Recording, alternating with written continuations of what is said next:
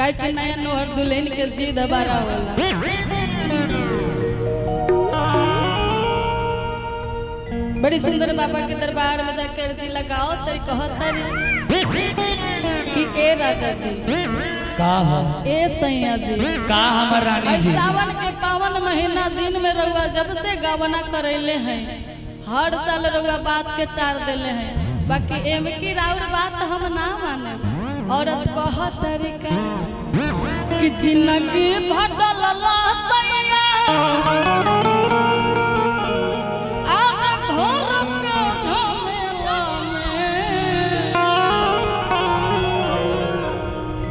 कि जिंदगी भटल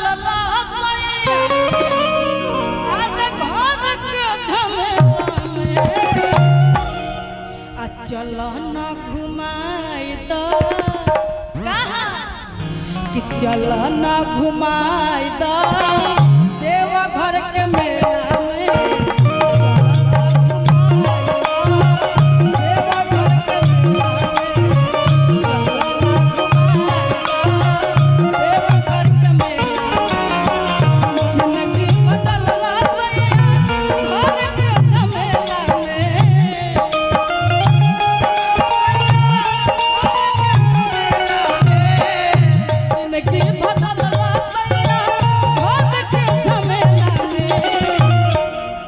हमारे मुरारी बम और बम के तरफ से जो है 500 रुपया दिए हम जब घर जाने के लिए। अच्छा बहुत बहुत धन्यवाद। देखो देखो अरे बस कर रे पगली रहे दे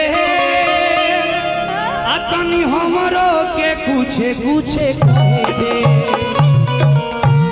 तू कहलू हो कि हमके घुमा दी राजा देवघर के मेला में तो हमारी स्थिति परिस्थिति जानते बाड़ू अगर कारोबार तनी मंदा चलता लेकिन चिंता ना करो हमार कुछ भक्त लोग बा जे तहरा के पहुंचा दी मदद करके आप बुझा कि हम ही देले बानी कि जिंदगी भटल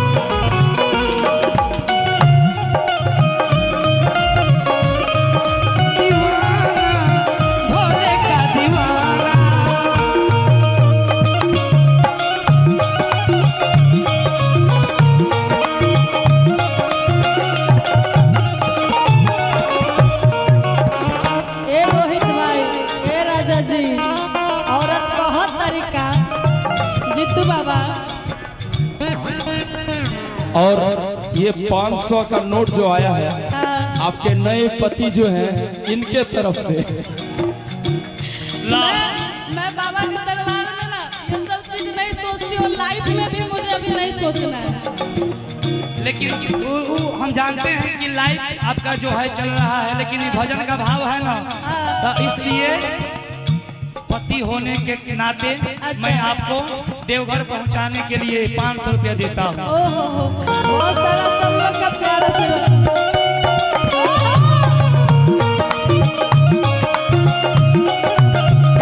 ए राजा जी ए सैया जी बोलो रउआ तो पैसा देते बानी बाकी हमार फरमाइश का हरवा इहो सुन ली।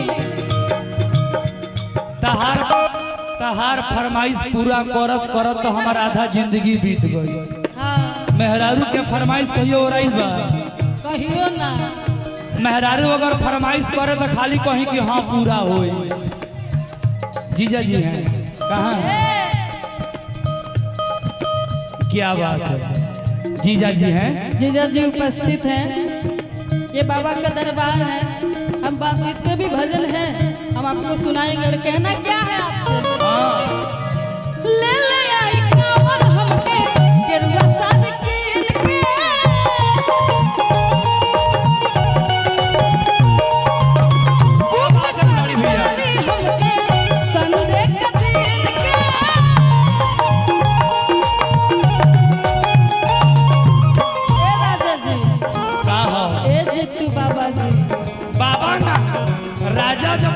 बाबा ना ले ले आई कावर हमके गेरुआ साड़ी की बुक करी गाड़ी एगो संडे के दिन के और राजा जी मंडे के जलवा धार मंडे के जलवा धार सुबह के बेला में मंडे के जलवा धार सुबह के बेला में।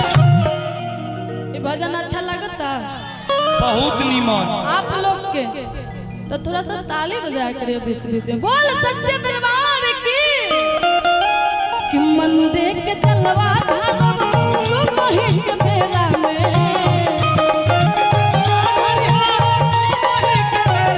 मंडे के जलवा धार सुबह के बेला में चली ना घुमाई दी देवा घर के मेला में।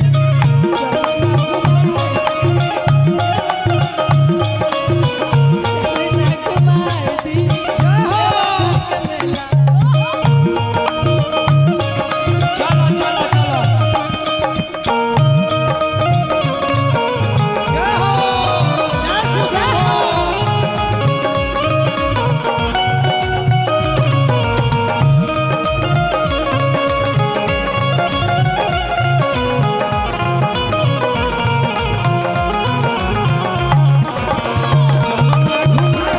देवघर के मेला में चलो ना घुमाई दी देवघर के मेला में।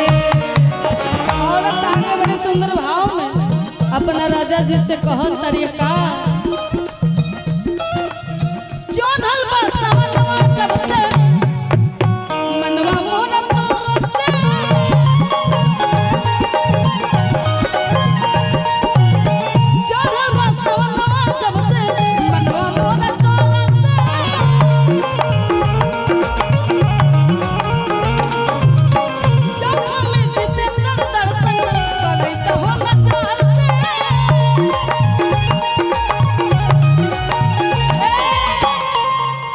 कि चढ़ल बसवनवा जब से मनवा मोर तरसे अजी तू राजा जी दर्शन करैत हो नचार से। जीजा जी गाड़ी लगल नु अपन गाड़ी बनो गाड़ी तरह से गाड़ी के गाड़ी से ले जाए अरे जीजा जी की गाड़ी तू राजा जी दर्शन करैत हो नचार से। और का कि सुतला में सपना शिव के सुतला में सपना शिव के देखे रोजिया केला में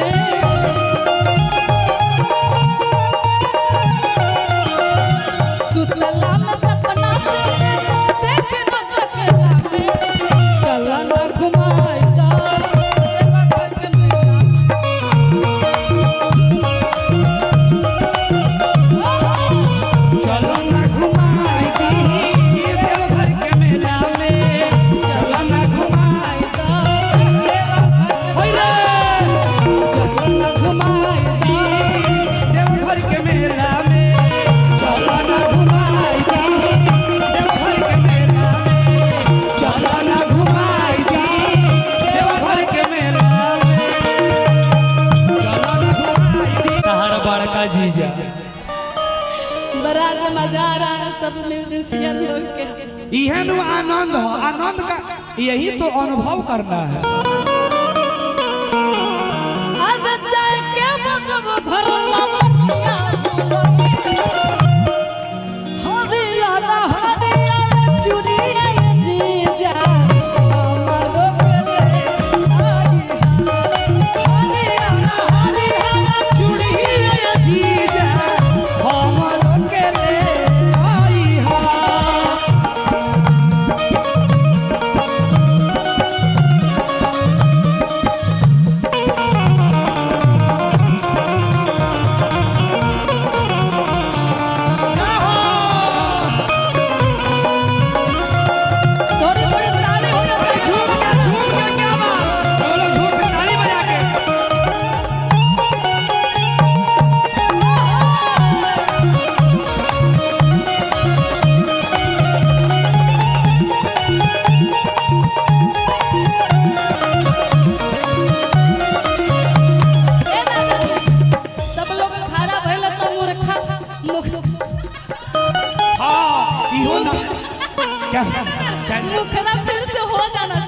नया मुर्गी तो सब लोग मारेला, मुर्गा मारो मुर्गा। दीदी बोले से भैया तैयारी जी जीजा लेके आई जल्दी गाड़ी जी बोले से भैया तैयारी जी जीजा लेके आई जल्दी गाड़ी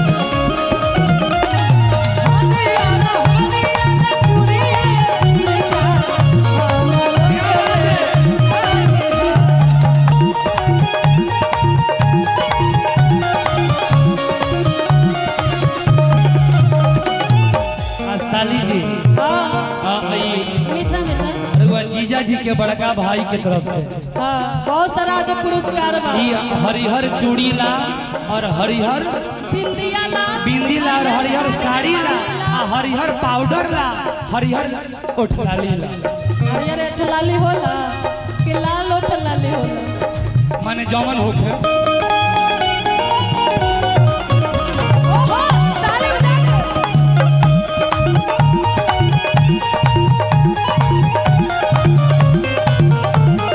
ए जीजा आगे बढ़ी ना बोला साली बड़ी सुंदर भाव में कहत तरीका अकेला सवारी